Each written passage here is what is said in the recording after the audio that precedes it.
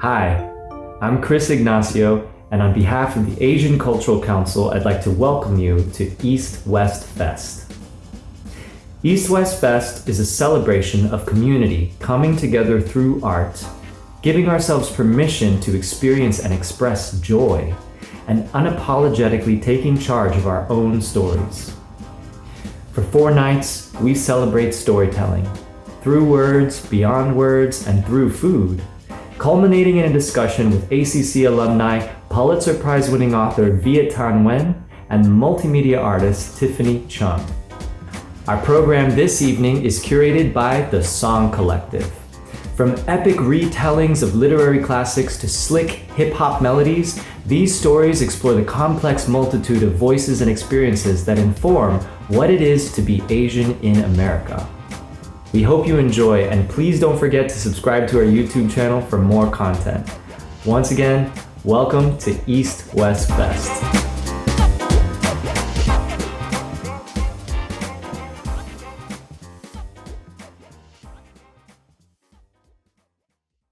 Hello. Thank you for joining us as we kick off the Asian Cultural Council's East-West Fest. My name is David Lee Huynh. I'm Carolina Doe. And I'm Jonathan Castanian. We're the founders of The Song Collective, a theater company dedicated to telling stories that dare to subvert preconceptions of Asian Americans. We'd like to thank the Asian Cultural Council for the opportunity to curate this evening and have a say in who gets to tell our stories. Our communities have been excluded from sharing our stories for generations, and we see the direct effects now as acts of violence against the AAPI community are on the rise. We stand in solidarity with our Black and Indigenous siblings and hope that this evening adds to the tipping point towards a more equitable future. The Song Collective is based on unceded Lenape-Hoking territory. We recognize that this land was forcibly taken and sovereignty never ceded. We acknowledge the brutal history of genocide, the displacement, and the dispossession of Indigenous peoples from their ancestral lands. As we gather in this virtual space, we acknowledge the legacies of colonization embedded in our technology, the land, and the structures we use to connect with one another, and its disproportionate impact on Indigenous communities and communities of the global majority. We have an inspiring lineup of artists tonight from across many different mediums, each one of them guided by the prompts. What was the story you needed as a child? And what story do you want to leave behind for generations to come? It is my pleasure to introduce to you tonight our first artist, Ruby Ibarra, someone who has inspired me with her sharp lyricism and conjuring of our ancestors through her music since I first heard her song Us on her debut album Circa 91 in 2017. Ruby Ibarra is a Filipino-American rapper and spoken word artist from the Bay Area, California.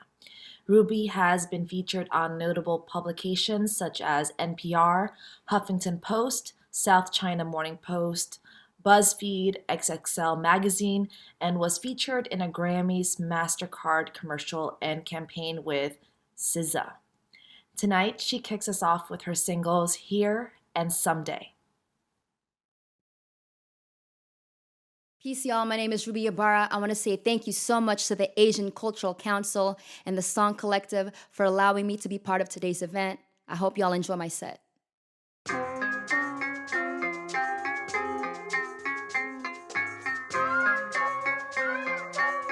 Hey.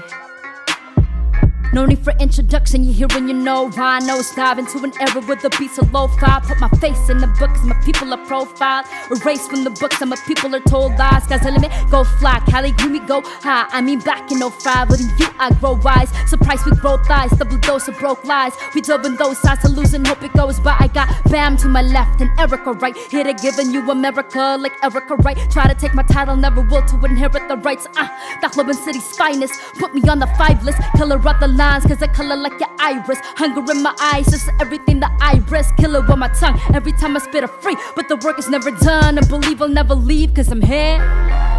Get your hands in the air. Now the greatest is here, and I'ma make this my year.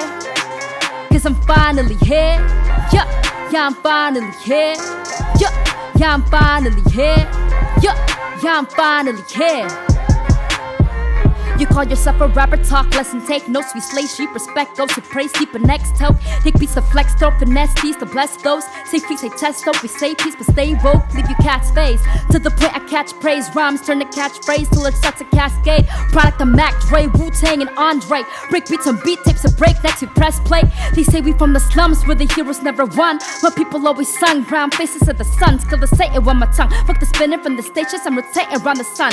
The axe is my mattress, I pass out and pass this. Abstract the masses, last off the practice. Back to back raps, Manila Noir, bar for bar. Homie, check the repertoire, bar with the bars and subpar. Well, let's set the bar. Cause I'm finally here. Get your hands in the air. Now the greatest is here. And I'ma make this my year. Cause I'm finally here. Yeah, yeah, I'm finally here. Yeah, yeah, I'm finally here. Yeah, yeah, I'm finally here. Cause I'm finally here.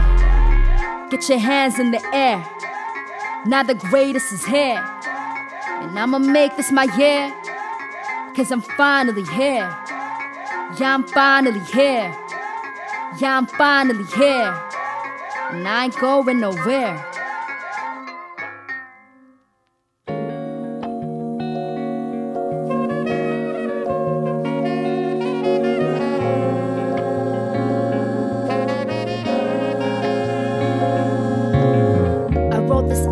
I want my life to change, tired of being shortchanged. I'm trying to remain sane. Hopped off the plane, didn't stop all the pain. My father's still in debt and we've been struggling to pay for a bedroom up on Meekland Ave. Reaching for just meat and half, hands tied against the odds. How you gonna even that? People from the slums once, now live in the humdrum. Mama from the bottom, so we dream of we can stunt once. Mama, I know it's gonna be fine wherever we go, cause we know your race is called to dream and be a hero. What's an ego to an eagle? I free flow when I speak though. My pipe dreams through peephole. My skin so Filipino. Oftentimes my pride inside is fighting high tides. They revoked the ocean, was a day you'll learn to nosedive. Closed eyes, fingerprint ink with the most die. Those times mama never blinked, save the oath twice. I said mama we gon' make it there someday. I said mama we gon' make it there someday. I said mama we gon' make it there someday. I said mama we gon' make it there someday. I said mama we gon' make it here. Yeah, I said mama we gon' make it here. I said mama we gon' make it here. Yeah, I said mama we gon' make it here. And we gon' make it this day. I feel the sun's rays open up my eyes. I feel brave cause I once made a promise to myself that I'm a vessel. So it's one way that I'ma take up space until I'm done. Let the song play, my friends say unpaid. These days be the worst days. We pray, they lay more cases at a worse rate. Help us find a way, we rise up, carry this weight. Frontliners lead the way, and we thank them for the risks made. Worst case, fixed ways, fixed wage, missed days. But this case, fist race, Tacloban City, birthplace, circa 91. Cause we immigrants in this place, gentrified, displaced, stayed alive in this race. Took a plane this way, across the ocean this wave, settled in the bay. So I hit him with the this face. Grew up in a way that I knew myself, I can't wait for another day to rise up, we'll make it someday.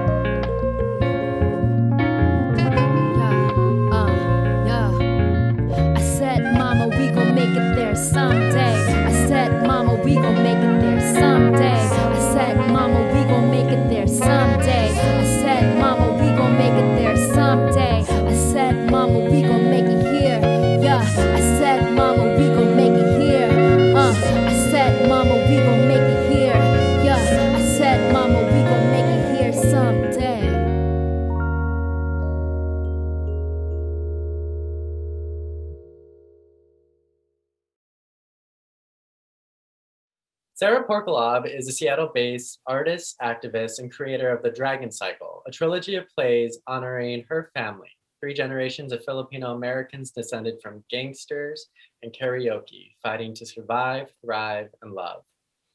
Sarah has been recognized for her powerful work as a nominee for the Seattle Mayor's Arts Award, named Seattle Times 11 Movers and Shakers to Watch this decade, as well as Seattle Magazine's 2018's Most Influential People.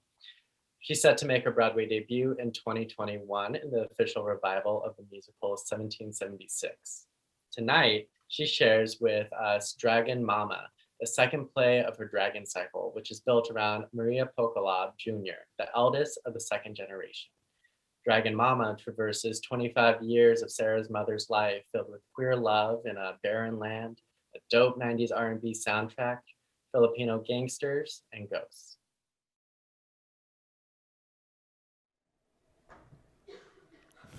Thanks, Greg.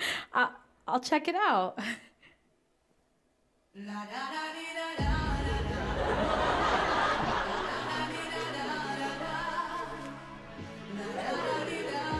Welcome to Friday night karaoke at the Iditarod Society, babies. Are we gonna have a new champion tonight? I want to continue to be our reigning queen of R&B. Judges, get your scorecards ready. Tina, to the stage, please. I'm gonna sing a little bit of Whitney for my first selection, Our Lord and Savior. May she bless my humble endeavors on this night.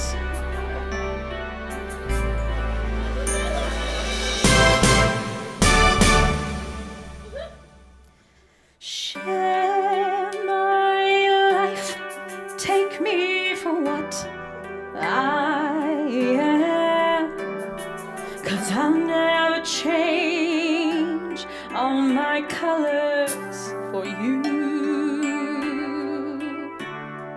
Take my love, I'll never ask for too much, just all that you are and everything that you do. I don't really need to look very much further. I don't wanna have to go where you don't follow. I won't hold it back again. This passion inside can't run from myself. There's nowhere to hide. Well, make me close one more door. I don't wanna hurt anymore. Stay in my arms if you dare. I must imagine you there. Don't walk away from me. I have nothing if I don't have you. You said I got more than one verse tonight. Okay, thank you.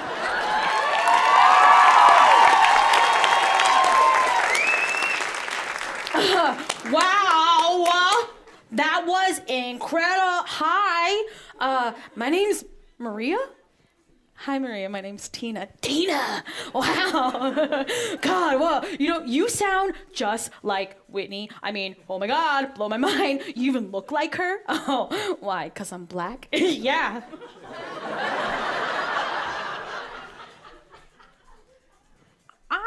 I'm sorry. I'm just gonna go. No, hey, I get it all the time. Actually, you remind me of Shaka Khan. What? I'm not black though. Well, I know, I just saw you in the crowd and your hair was just so big. Oh, I didn't really know what the dress code was, so no, I'm just saying that I like your hair. What? I like your hair, Maria? Oh. Thank you. Sure. What is love?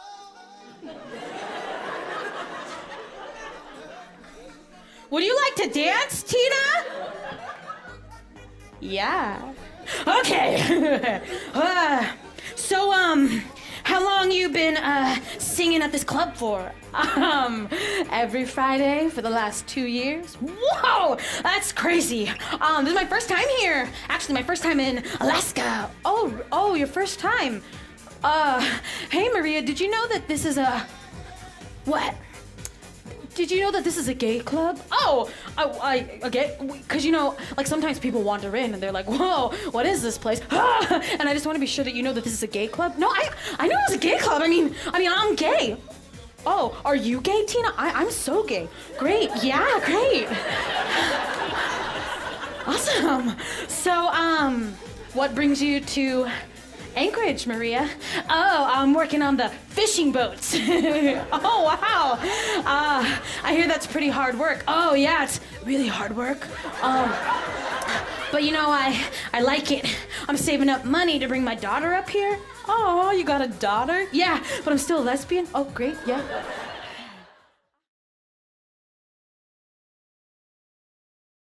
With the rise of media attention on acts of violence committed against Asian communities across the US and more calls for policing in our communities, there has been a poet whose work I regularly go back to when I need words of context, of inspiration, of resilience, of how to hold on to hope in the fight for liberation.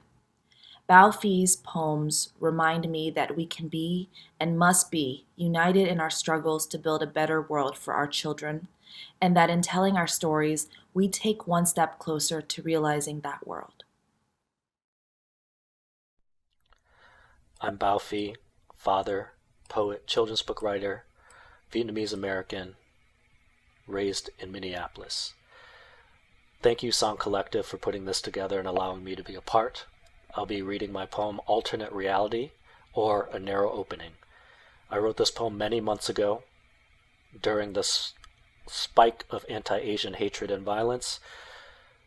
Unfortunately, the poem is still relevant. And I wrote this poem with the intention of, instead of seeking revenge, I imagined an alternate reality where there is no violence against our people. Alternate reality, or a narrow opening. Instead of a grandmother kicked in her face, 1,000 orchids blooming from each swinging foot, the stems and petals forming a fragrant face mask wrapped around every face, hers and yours. Instead of a man and his child stabbed in the face, the knives turned to pens, sentences flowing like blood as the story of their lives filled the body of flag after flag, embracing the wind from every direction. Instead of acid poured onto a woman, we asked one another what our parents drank when they lost what meant the most to them. The lines on their faces a worn map to the unbearable, so they can find it, even when they die. Instead of a nurse being dragged from a train, we all grow wings. There is no net big enough, no handle long enough. Instead of a rock through a store window, there are no stores. We have everything we need and nothing more. Instead of fearing for my mother and father, they are hunched over sewing machines, the stitches even as the needles dip up and down, the thread tight on the margins or it all falls apart. They sew masks, they save your life, and so there is no need for me to keep screaming how they saved mine. Instead of, you chinks brought the virus here, there is a chorus in a language no one understood but translated as beauty. So loud you were shaken, and you learned the limitations of dancing. Have you always been taught to dance? Instead of, you people need to stop eating bats and rats, American history books fell off of shelves and burst into flames, and we cooked our dinners for one another, burnt in some places and raw in the other. In the dark, our families' backs are hunched with all they can carry, dodging the spotlight eyes of soldiers, the bark of their guns off leash. They always escape the men with guns. We never forget. Instead of deportation, our bodies become boats. The ocean is impossible to border.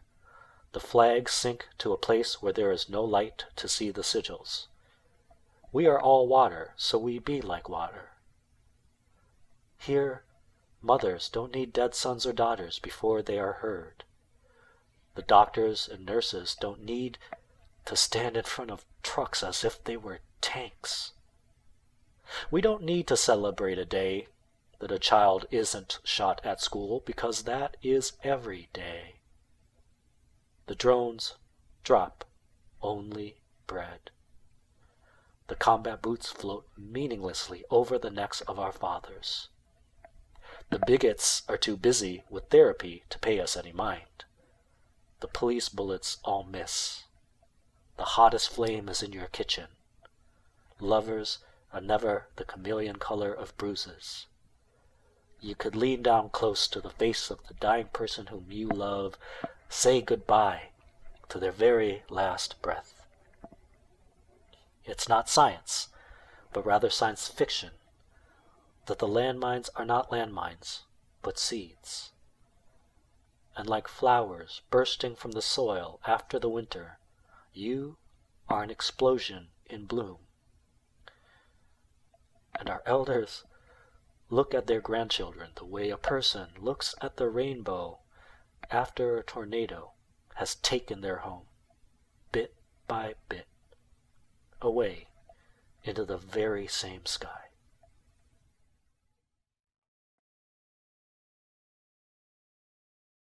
Stacy Nguyen is a brilliant illustrator and visual artist whose work I came across earlier last year with her illustration for a Viet for Black Lives Matter campaign for the TGI Justice Project. Her work centers around crafting narratives with BIPOC communities around racial and social justice. As I did more digging, I realized that she has been behind some of my favorite posters and campaigns and writings about the Vietnamese experience. Here is Stacy with a conversation that she had with her mom. So when I was in my early 20s, my mom and I had like this really, really long and cool conversation about who she was, her experience, her life views, her perspectives, like her escape from Vietnam, all that stuff. It was like really rich and deep and heavy stuff. But the thing that stuck with me was actually her story about like visiting an astrologist. I remember in my, as a child, I was like 9 years old or so. I remember my mom leaving the house for like a day. Like she went on a day trip, and it sticks out because like my mom never goes on day trips, especially not by herself, right? And especially like she wouldn't leave her kids behind and her husband behind. Like I think for a Vietnamese woman, that's really unthinkable. So so fast forward, in my early 20s, I remember that moment when my mom abandoned us, and I was like, Mom, where the hell did you go that day? Like that was really mysterious. And my mom was like, yo, I went to a psychic. I was like, you went to a psychic? Why did you go to a psychic? And she was just like, well, you know what? I was having a really hard time in my marriage to your father, so I just needed counsel. So I was like, yo, what did you talk to the astrologist about? What did she say? And my mom was like, she told me to stick it out with your dad. And I was like, okay, cool. Not really, that part's not really interesting. What did she say about us?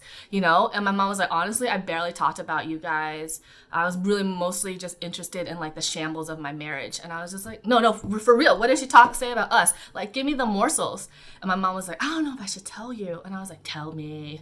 Remember, at that time, my mom had no idea who her kids were gonna be. She had no idea of our aptitude and our talents and our like capacity for like accomplishing things. We were just like little twerps playing with like Legos. And so she's like, who are my kids gonna be, to the astrologist? And the astrologist was like, checking the charts. I assume, I don't know very much about astrology, but the astrologist was probably checking the charts. The astrologist was like, whoa, your son is amazing. Your son, coupled with the stars he was born at the very exact moment, cannot get luckier. This is like some bin su shit. And, that's not what she actually said. That's my editorializing. It was like hella binsu shit. If he had been born a girl, man, that would have been a complete nightmare disaster. But since he was born a boy, oh my God, you are so lucky. So I was getting nervous at this point of the story. I was like, okay, so what did she say about me? And my mom was like, don't worry about it. She said you're totally mediocre. She says that you're middling. She says that, not so great, but also not so terrible. And that's like pretty good, right? Not terrible. And I was like, wow, man, that is not good at all. And my mom was like, don't worry, at least you're not like your sister. And I was like, what is Monica? And my mom was like, yo, it is the worst. Monica is like a disaster. Her life is gonna be a disaster of hardship and unluckiness and labor and then just like a shitstorm, like all the time, just a total shitstorm. And I was like, oh my God, that's a lot. And my mom was like, yeah. And I was like, so this astrologist predicted that your 2 daughters would be average and shitty. And she predicted that your son would be amazing. I was like, this is hella sexist. And my mom was like, no, it's just the stars. Like, don't think too hard about it. I'm like, no, man, this is hella sexist. I hate this. And by the way, when my mom told me the story about how average I am, she was like, FYI, I'm telling you this because I think you can handle it emotionally, but I don't think your sister and brother can handle it, so don't tell them. And I was like, okay, I feel like you shouldn't have told me. And when I found out about like how average and middling I was going to be, it was actually really like, it rocked my world. I didn't believe in it, but also I was simultaneously super insecure about it because I'm like, well, what if they're right?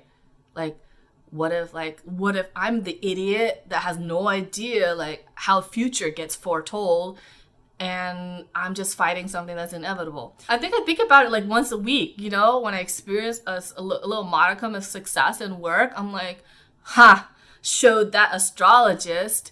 It's just interesting to me, kind of like, the fortune telling traditions in our culture. And it kind of makes me think like, dude, how much of like this, you know, messes with your brain? Like, what happens when you're like, you hear like, oh, you're an ox, you're destined to like work hard your entire life, you know, never have fun, you're stubborn. And then like if you hear that, you're like, okay, well, I have to be stubborn now and I have to work hard now. Like what comes first, the chicken or the egg, right? I hate astrology. I hate Western astrology. I hate Asian astrology. Hate Vietnamese astrology. Whenever someone's like, what's your sign? I'm like, shut up. It doesn't matter. I'm not mediocre.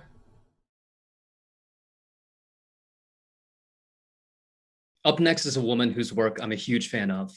C.B. Lee is a Lambda Literary Award-nominated Chinese-Vietnamese American writer of young adult science fiction and fantasy. Her works include the Sidekick Squad series, as well as stories set in the Star Wars, Minecraft, and Ben 10 universes.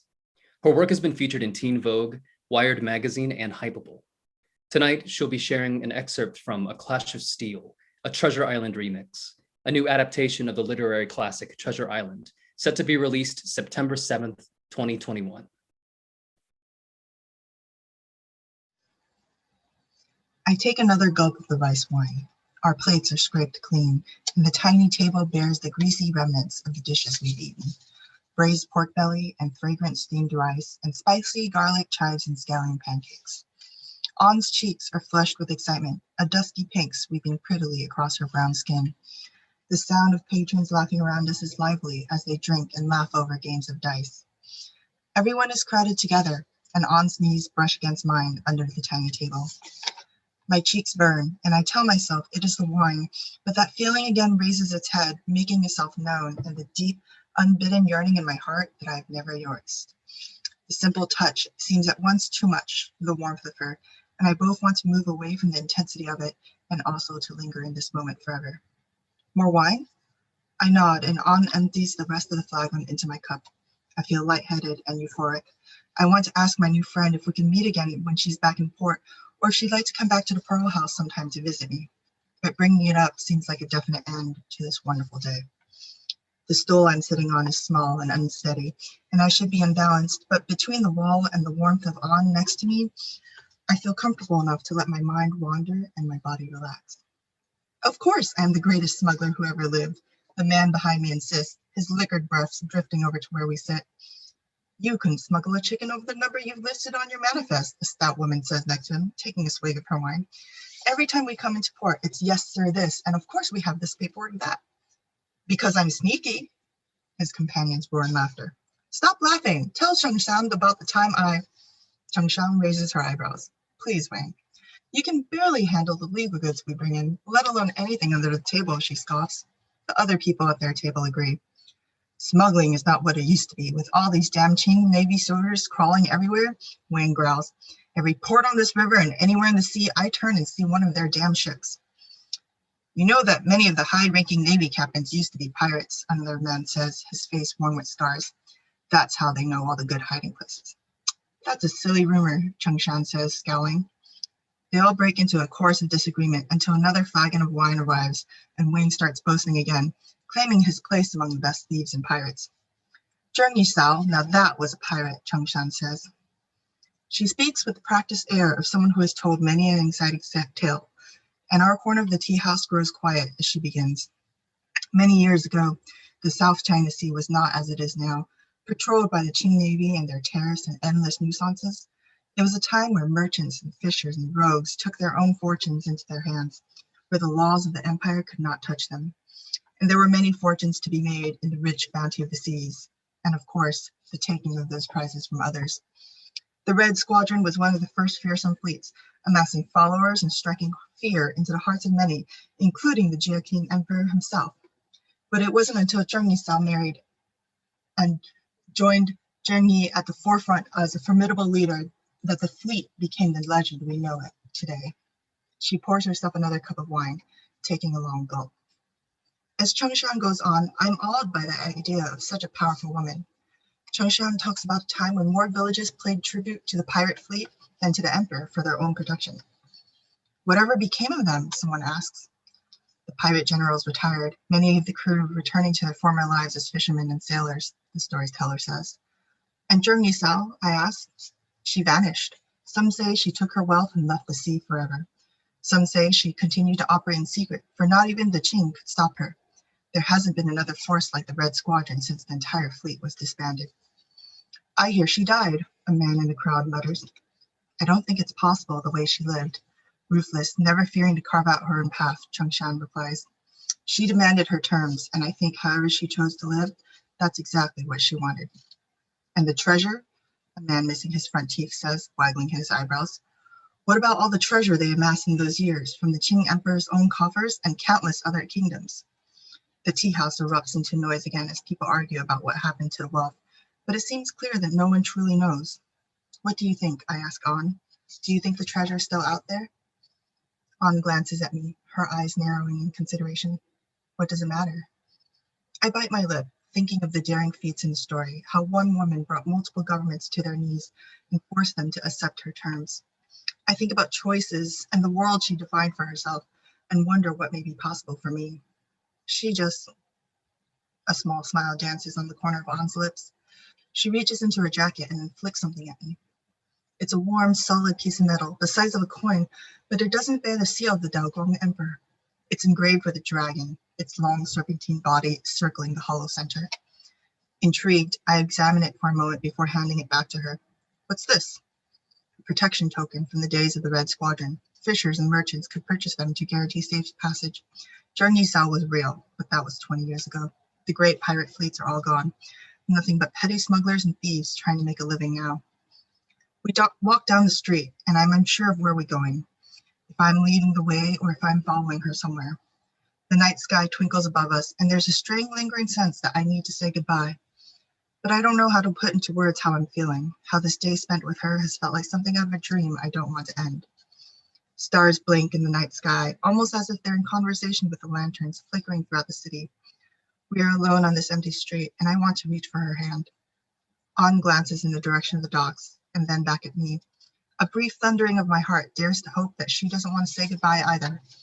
Am I imagining it now, the way her eyes are glowing with warmth under the light of the lanterns on this lonely street? The night air seems to come to a standstill, and I cannot look away. This girl with a warm smile and bright eyes, who has seen the world, is looking at me. This girl who within the moment knew me immediately and understood my yearning for more. I think of all the poetry I read, the way people would talk about being thunderstruck by sudden emotion, like the wind changed course and something was different and they understood the world in a different way. I read so much about these feelings, but until now, I had only understood them on the surface. These same feelings are whirling within me now, threatening to bubble over. I wonder if she's feeling this too.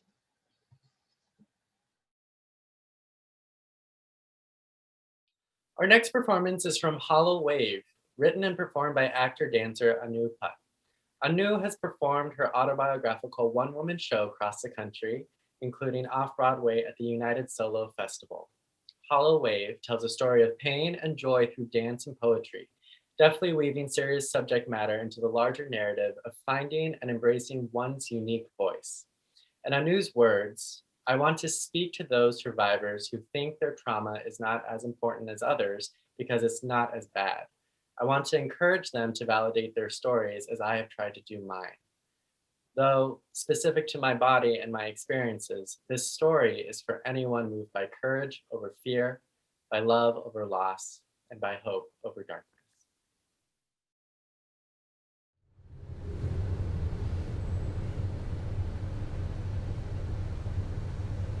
I must be the type of person that earns this. It's like God pressed a button for me, you know? It keeps happening to me. He protected Divya. Why didn't he protect me? Reframe it. Reframe it. I feel like my childhood was taken from me. I feel like half a woman. I feel overly sexual and completely asexual at the same time. Reframe it. Reframe it. I don't give second chances. Once you mess up, this wall goes down. Nobody is ever there for me anyway. Nobody. Forgive yourself. Forgive yourself. Does this even count? It wasn't that bad. At the tone, please record your message. My silence means that so many other children have probably been touched. I can't bear that. At the tone, please record your message. Mama, I need to wash my hands. These experiences have shaped the way I see the world. I can't reframe it. It's too hard.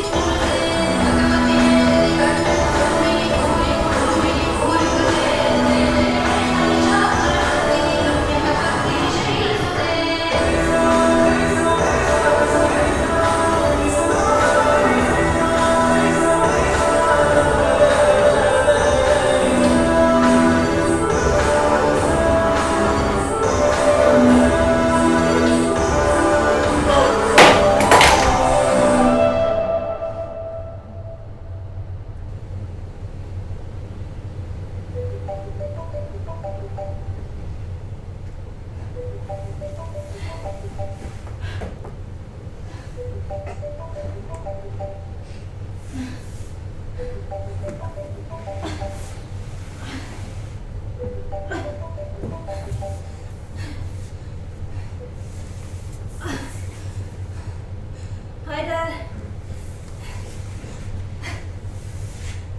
Nothing, just had another episode.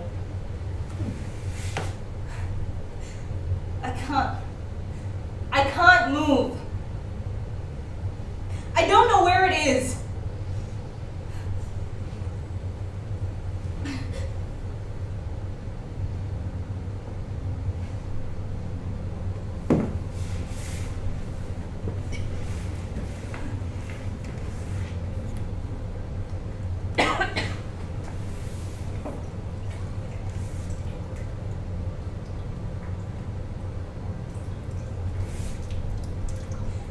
The duties of life are sore indeed, and its pleasures fleeting, vain. The goal so shadowy seems and dim, yet plod on through the dark, brave heart, with all thy might and main. Believe it, Kutu girl, you are divine.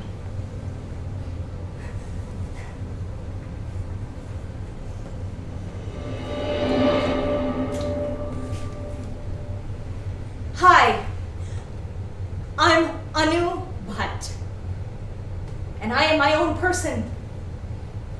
You think I'm too old, too young, too grounded, too cerebral? But I am me, incomparable, like my name means, unique.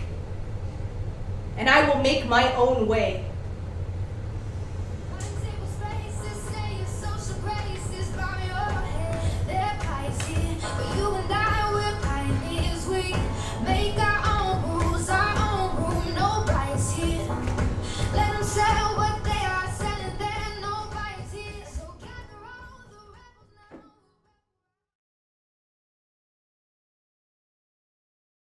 Bringing our evening to a close is a dear friend of mine, Joe No. He is an Obie Award-winning actor, prominently known for originating and developing the role of Chum in Lauren Yee's Cambodian rock band, staying a part of the show through runs at La Jolla Playhouse, the Oregon Shakespeare Festival, and off-Broadway at the Signature Theater in New York City. It's an amazingly electric and tender play about a man's history with the Khmer Rouge and his daughter trying to find a way for their family to heal from the scars of their past. In this piece, Joe gives us a moment between the father, Chum, and his daughter, Neri.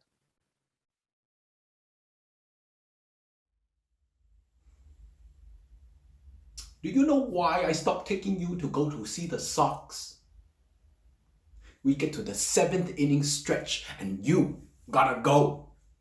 So I take you to the ladies' room, try to go in after you. And mom says, you can't go in there. She's 9 years old. You gotta let her go by herself.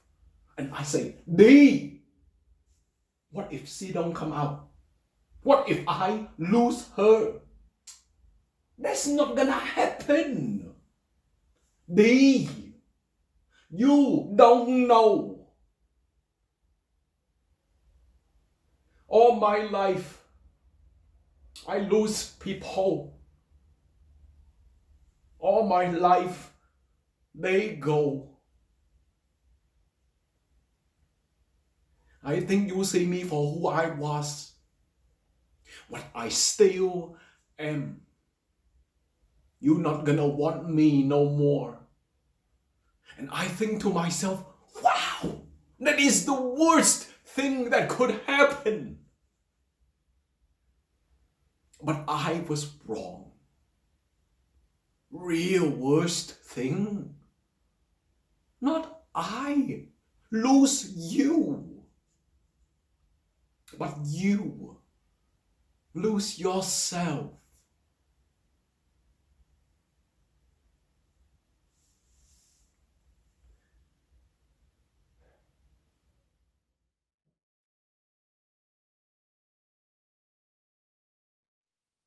Again, thank you for joining us, and thank you to the Asian Cultural Council for asking us to curate this evening.